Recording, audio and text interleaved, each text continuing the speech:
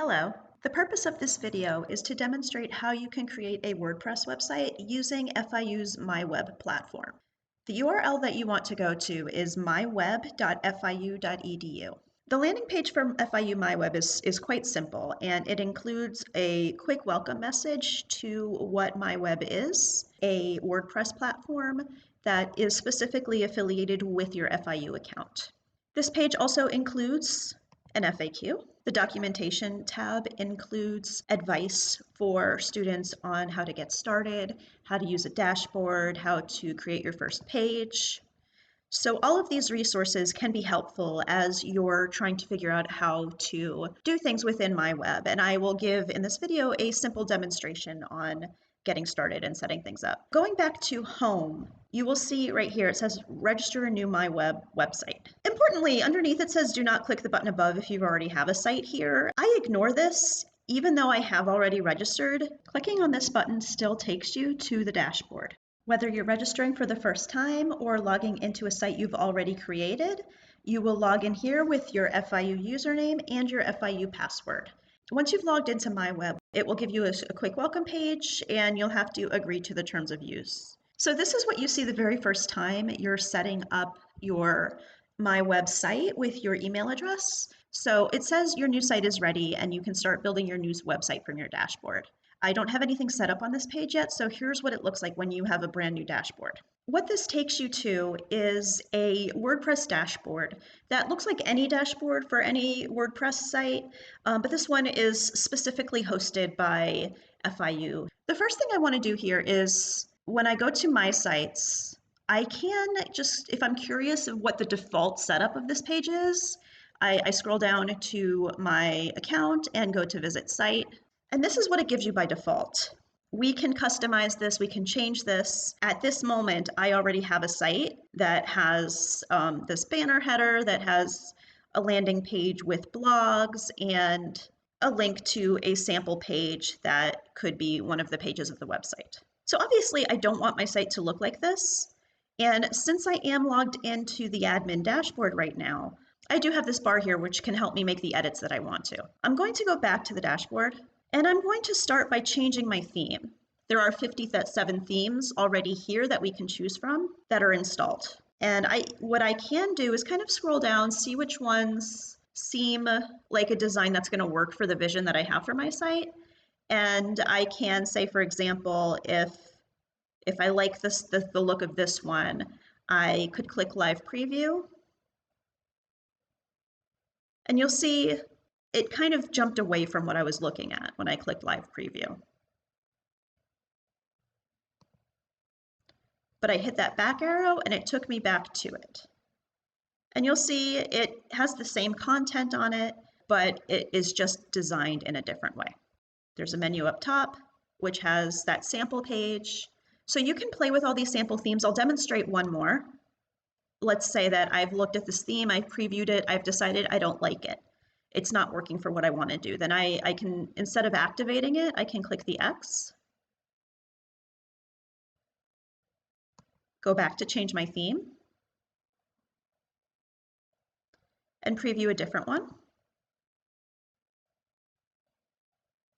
Again, it jumped away from my preview for some reason. If this happens to you, if you click this back arrow, it will take you back to the preview.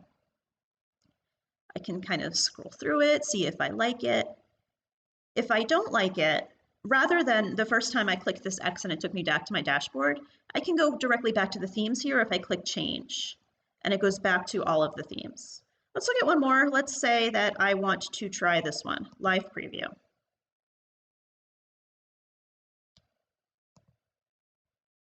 Here it is, here's the preview, and I decide this is going to work for what I want to do right now. Let me activate and publish it. So at this moment, my theme has been published. I am still in the navigation bar for customizing my theme. So I can do things here like change the site title. So imagine that I'm creating this as an e-portfolio website. I might change it to that site title. I can add a tagline if I want. I can opt to not have a tagline if I choose not to, just by leaving that empty, but let's leave it. I can click this if I don't want that to display, and click this back to go back to my navigation menu. I can add a header image. Click Add New Image. And you want to, if you add an image, make sure that you have a file downloaded that you would like your image to be. And you can just select a file here. So I already have this photo of the FIU campus I would like to use, which I have added to my media library. So when I click on it, I have the opportunity to add an alt text. Because this is basically a decorative image, I'm going to leave it blank. I can add a caption underneath. Select the photo, select and crop, and you could leave it uncropped if you want to, but because this is a header image, they recommend something this shape in order to be a banner across the whole top of the page. I'm going to see what happens if I lengthen a little bit, but I don't want to include the whole picture because we do want to have something that is wide and rectangular. So let's see what happens if I crop it like this. It works fine. This header may look better with a different theme. I may decide I don't like this header. If I decide I don't like it, I can click Hide Image and leave it without the header. Menus is the way to set up how this page is going to be navigated, which are really important to set up, but we have to create some pages first before we can have a menu.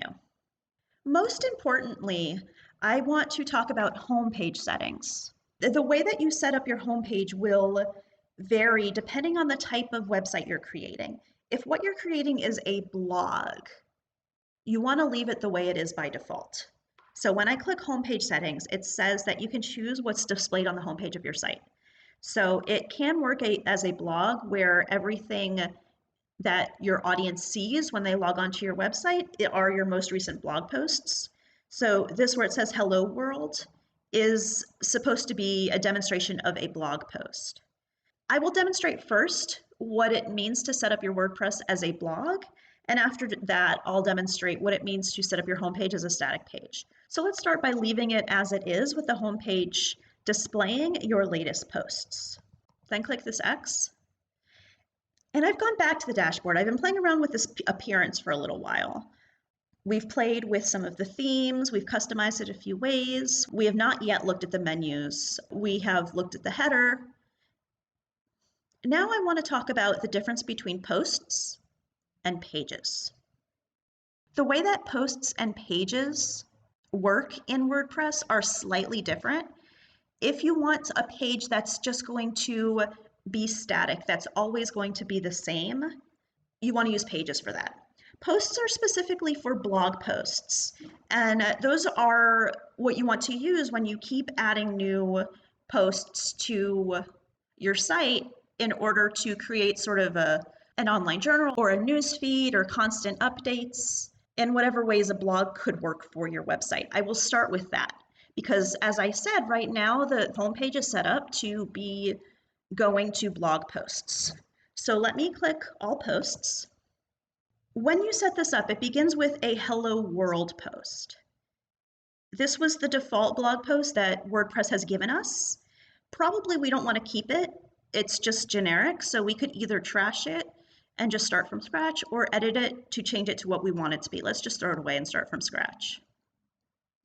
So I'm going to add a new post.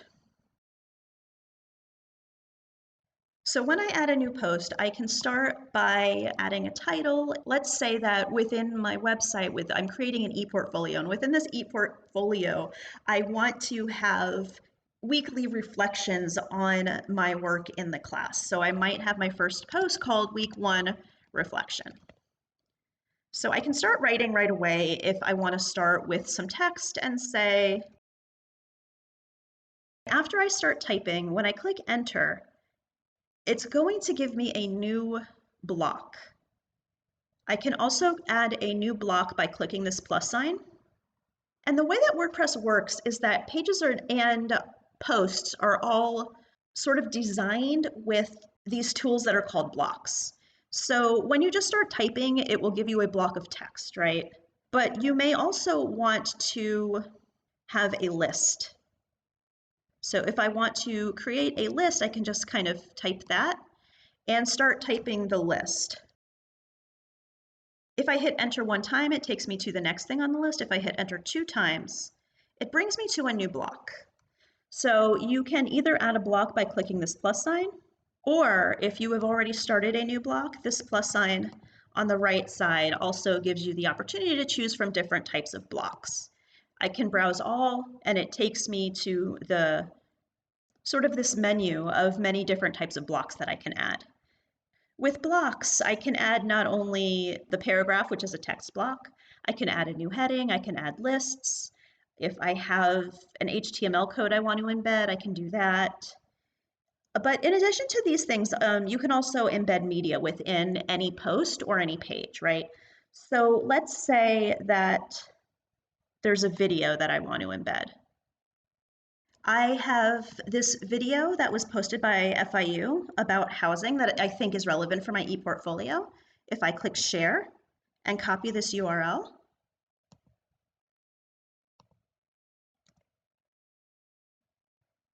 it's automatically embedded into the site.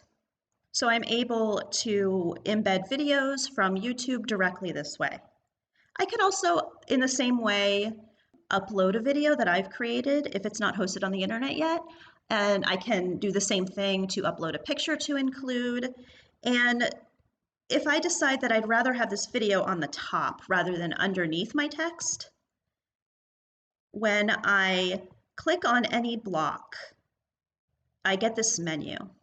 And this allows me to say, I want to move this down, I want to move this down. I can click here and say, I want to move this up. I want to move this up. And I can use those arrows to move things up and down. I can also, where there are 6 dots are, I can just directly drag them. So I can drag that underneath as well. So these are some ways to set up a post for WordPress. One other thing I want to demonstrate here is how to include links to other pages within the site. So if I'm here and I want to, within my blog post, talk about a source that I'm responding to, I might type up the thing that I'm typing. So if I am typing or writing in my blog post about a source that I want to link to, I can type what I need to, highlight the words, click on this icon that looks like a chain, and copy the link to that page, click enter, and I have created a link for my readers to find the source that I'm talking about. So let's say I'm happy with this. I've created my first blog post. Let me go ahead. If I wanted to, I can preview it to see how it looks on a desktop, to see how it looks on a tablet, to see how it looks in mobile. So let me look to see what it looks like on a desktop. If that's already selected, let me preview in a new tab. So there is what my blog post looks like. Once I've previewed it, once I'm happy with how it looks, I can click publish my post. I can click view post to see what it looks like to somebody who's viewing my page on the internet. We do have the sample page still that we haven't changed anything with because so far we've looked at posts but not pages. At any time, we can go back to the dashboard by clicking the title of your site and then going to dashboard. So what we were doing just now are working on posts, right? So I have my week 1 reflection, and when we go to the site, we see that at the home page, when we just go to the default URL, what we see is that week 1 reflection on front. Going back to the dashboard, let's go back to the posts, and let's add a new one to add what could be our week 2 reflection. I would type up a blog post there, go ahead and publish it. I've posted it. It says week 2 reflection is now live. When I go back to my site, visit site, I can see in my homepage now that each time I add a new post, it is included above the one previous, because what we see when we go to my page are a series of blog posts. For a website that is primarily a blog, that default setting could make sense. We may have static web pages, such as the sample page. I might want to use the sample page to include biographical information about myself. Since I'm already looking at this page, I can edit it by clicking Edit Page. Rather than sample page, let's call it About Me. So in this About Me page, I'll just use a paragraph here to say, obviously not every website is going to have an About Me page like this, but as an example for setting up an ePortfolio, this may work, right? So let's go ahead and update this page, go back to the dashboard, and let's see what my website looks like now. My blogs are still on the front, and when I go to my navigation menu, there's an About Me page where my biographical info is. Other themes have menus that are not hidden behind this particular type of style of navigation. So right now, in order to find the other pages on the website, your audience needs to know that they need to click on this 3 bars, which is really not intuitive to your audience. So there may be a better way for your audience to know what is available on your website. This particular theme does not have a menu bar on the top the way other themes do. Your audience needs to click on this in order to get to the menu, and I don't know if this is a design that I really love. If I decide at this point that I'd rather have a different design, I may go back to my dashboard, go back to Appearance, go back to Themes, and see what a different theme could look like at this point. Let's scroll down and take a look at this theme. Before I activate it, let me preview, see if it looks better for what I want to do with my site. You'll see that this theme still has my blog posts on this landing page, and it has a menu bar up top where I can click About Me, and it goes to this About Me. If I prefer this theme, I can go ahead, if I want to change the colors. The background image I can add, and activate and publish.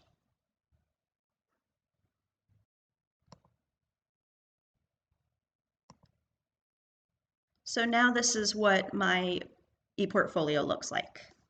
Now, what if I decide that I don't want my audience to see the blog the very first thing when they go to my website? Maybe I don't want my website to have a blog, or maybe I want a blog to be a separate section, but for the first thing that they see to be a welcome page or something besides the blog as your home page. We can change that as well. So when we go into our dashboard and we go to Appearance, so I'm in Appearance and I go down to, again, homepage settings. So we looked at this before, and I want to try the other option. Rather than having the classic blog be the very first thing that people see on the homepage of the website, I can change this to a static page. And I may say that I want the homepage, since the only page I've created so far is About Me, I can make that my homepage. Click Publish to save it. Go back. Let's see what my website looks like now. When it looks like this, we see that the only thing we see in this menu bar is the home. We haven't added any other pages. Because of the design on the site right now, the blog posts are showing here on the right side. Let's say that you want your audience to be able to navigate to the blog in this menu, or you want other things in this menu to exist too. Let's go ahead and play with that. So let's start by creating a second page. We know every time we add a post, it's going to add to the blogs. But if we want a more static page that is not in blog style, we would create those by pages, right? Like we have for About Me. Let's say we want to have another page that is a course reflection. So I can go ahead and type up a reflection of whatever I want for the course. So I'll go ahead and type up my reflection, design it as I want to, publish it. Now we have another page, right?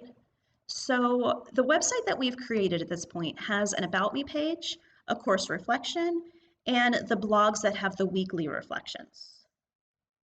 If we want our audience to be able to click on the top bar to navigate between all of these pieces, we can do so by setting up a menu. So by going to Appearance, Menus, right now it has in my menu About Me as the front page and the course reflection as another page. I'm not able to add a tab in the menu for all of my blog posts as one page because when I click on posts, I have the option to add all the posts to the menu, which would add every single post separately to the menu bar, or to add none of them. I don't want them added, so I'm going to click here. I'm going to remove this. I'm going to remove this. Since my menu does not yet have the ability for me to add a specific page for blogs, I need to create a page which will host all of my blogs. So when I go to Pages, I'm going to add a new page. And I want this page to be the one where all of my blogs are going to be compiled. So what I want to do over here is where it says Page Attributes, I'm going to switch from a default template to a blog template. I'll call this my weekly reflection blog. Go ahead and publish this. Let me take a look at how it looks. And you see in my weekly reflection blog, now I have this one page where all of my reflections go. But this is not yet in my top level menu bar. I might want it to be in my top level menu bar. So in order to do this, go back to Menus, View All to make sure everything is there. Click Weekly Reflection Blog, add that to the menu. Make sure I have a display location, save menu. Now, when I visit my site, my audience can go to the About Me. They can click on my course reflection page. They can go to my weekly reflection blog, which includes each blog post that I've created. So at this point, once you have created a page that you're ready to share with your instructor or your classmates or whoever your audience is, you want to make sure that you are not in your navigation menu, but instead clicking Visit Site so that the URL is your MyWeb / your username URL, and that when you poke around, everything you want to be there is visible within your ePortfolio. So these are very simple and basic ways that you can use MyWeb to create a WordPress site that is affiliated with your FIU account and gives you a really nice looking and somewhat customizable platform for creating websites or blogs or ePortfolios for any type of web writing project you're asked to do for class or for your professional or personal writing. As you keep working with WordPress, you may find yourself often with questions about how to do a particular thing that you want to do. And honestly, doing a simple Google search with your particular question will often bring up a lot of helpful resources. Any question that you can think of has probably already been asked by many other people. And there are lots of experts with lots of tutorials. Additionally, WordPress has a pretty robust support page so that you can get advice about anything from adding new blocks to adding new pages to how you can customize your themes. Things like plugins and widgets, which are a little more advanced ways of using WordPress, I didn't cover in this simple video, but there is a lot of helpful advice on the WordPress supports page to help you with that. So to conclude this video, I wanted to remind students that the Digital Writing Studio is a campus resource that exists to help students in creating digital writing projects for their writing classes. And you can visit our website at digitalwritingstudio.fiu.edu in order to contact us to make an appointment to review tutorials or to look at examples of other student digital writing that was created at FIU.